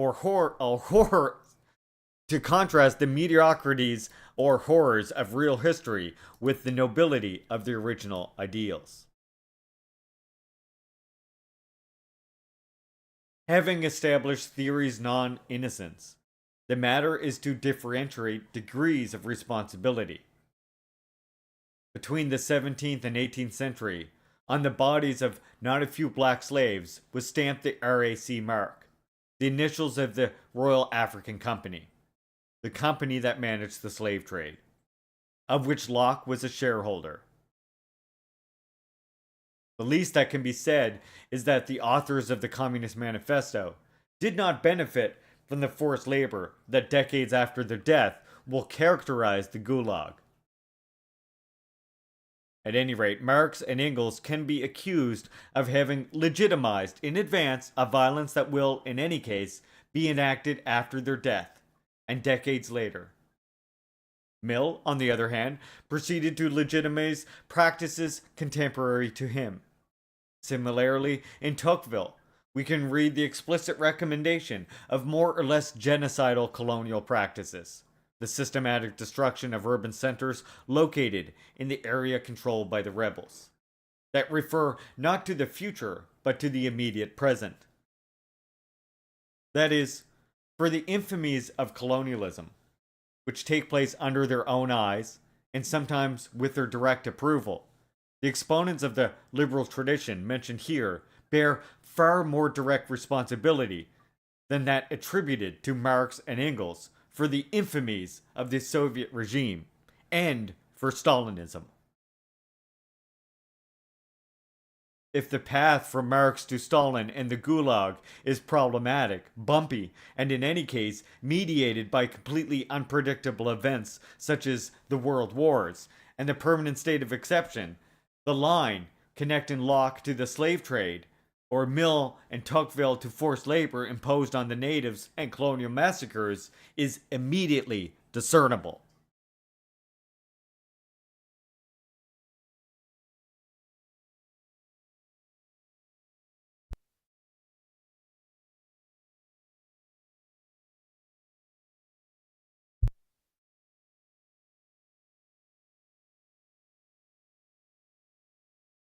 Like theory, utopia cannot lay claim to innocence. On this point, liberals are right. even if they unfortunately use this argument in a dogmatic way, making it valid only for their opponents and not for themselves. What terrible human and social costs has the utopia of self-regulated market entailed, with the rejection of any state intervention, a utopia to which England remained faithful even when, in the mid-19th century, a disease destroyed the potato harvest and led to a famine that cut down the lives of hundreds and hundreds of thousands of Irish people. Or to point to a more recent example, how many catastrophes have been caused and continue to be caused by the utopia dear to Wilson, even earlier than for Bush Jr., as well as to illustrious contemporary philosophers such as Popper, of a perpetual peace to be realized through the global diffusion of democracy at the barrel of a gun. To avoid falling precisely into dogmatism, a similar question should be formulated in relation to the history of the Soviet Union. There is no lack of those who read the history of the country born from the October Revolution by lamenting the progressive betrayal of the ideas elaborated by Marx and Engels. In reality, in some ways, it is precisely these original ideas, with messianic expectation of a society without state and legal norms, without national borders, without market relations, and without money, deprived in the last analysis of any real conflict, which have played a nefarious role, hindering the transition to a condition of normality, or prolonging and exacerbating the state of exception, provoked by the crisis of the ancient regime, the wars, and subsequent aggressions. Although they differ from each other, the two approaches criticized here, which rely respectively on the same category of crime, or criminal insanity or betrayal, have a common feature. They tend to focus on the criminal or traitorous nature of single individuals. In fact, they refrain from understanding the actual historical development and historical efficacy of social, political, and religious movements that have exerted a global power of attraction and whose influence is spread over a very long period of time. This way of proceeding is inconclusive and misleading, also regarding the Third Reich, which lasted barely 12 years and succeeded in exercising attraction only within the sphere of the master race. It is too convenient to put the infamies of Nazism on Hitler alone, removing the fact that he took from the world that existed before him, radicalizing what he found, the two central elements of his ideology, the celebration of colonizing mission of the white race and the West, now called upon to extend their domination into Eastern Europe as well, and the reading of the October Revolution as a Judeo-Bolshevik conspiracy, which, by stimulating the revolt of the colonial peoples and undermining the natural hierarchy of races, more generally by infecting like a pathogen the organisms of society, constituting a frightening threat to civilization, to be confronted by all means, including the final solution. That is to say, in order to understand the genesis of the horror of the Third Reich, it is not a question of reconstructing Hitler's childhood or adolescence, just as it makes no sense to start from Stalin's beginnings in order to analyze an institution, the Gulag, deeply rooted in the history of Tsarist Russia, and to which, in different ways, the countries of the liberal West also resorted, both during their colonial expansion and during the state of exception provoked by the Second 30 Years' War. Similarly, it would be misleading to want to explain the enslavement, decimation, and extermination of Native Americans as originating primarily from the individual characteristics of the founding fathers of the USA, or to want to deduce the strategic and atomic bombings that were inflicted upon German and Japanese cities by referring to the persuasive nature of Churchill, F.D. Roosevelt, and Truman. as it would also be foolish to try to explain the horror of Guantanamo and Abu Ghraib from the adolescence or childhood of Bush Jr.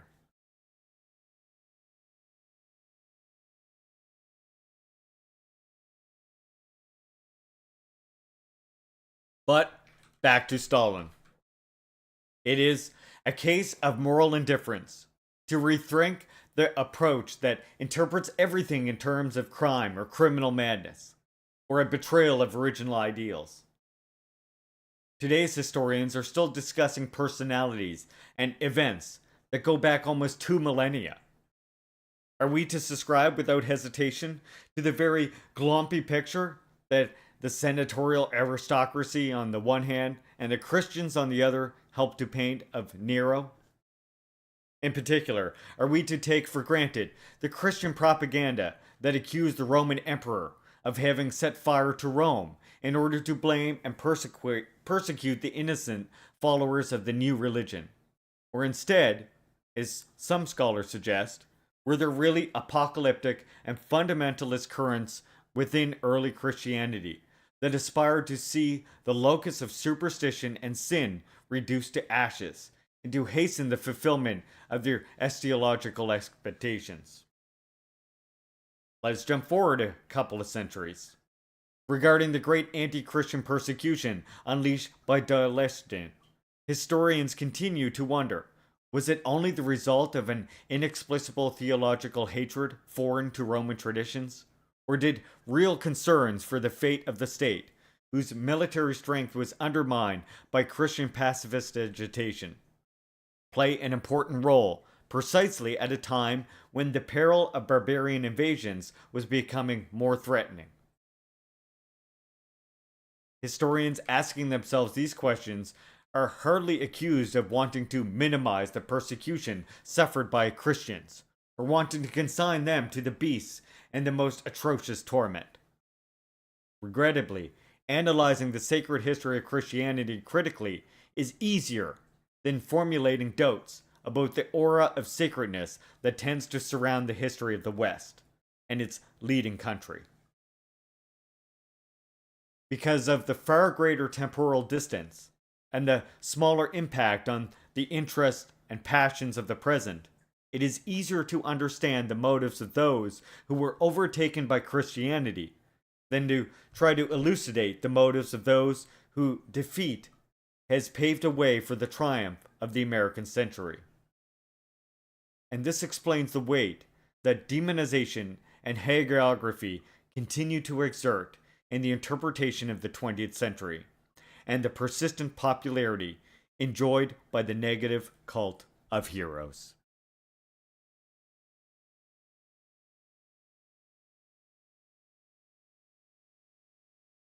That's it. That brings us to the end of Stalin, History and Critique of a Black Legend by Domenico Lacerdo. Next week, we will finish it off completely when we read the afterword here. How Stalin, from Stalin to Gorbachev, How an Empire Ends. If you missed any of this read section here, of course, you can catch this on my YouTube. And if you're watching this on YouTube, why not hit the like button if you made it to the end of the video, which you're awesome for doing, by the way. Hit the subscribe button if you want more videos like this in the future.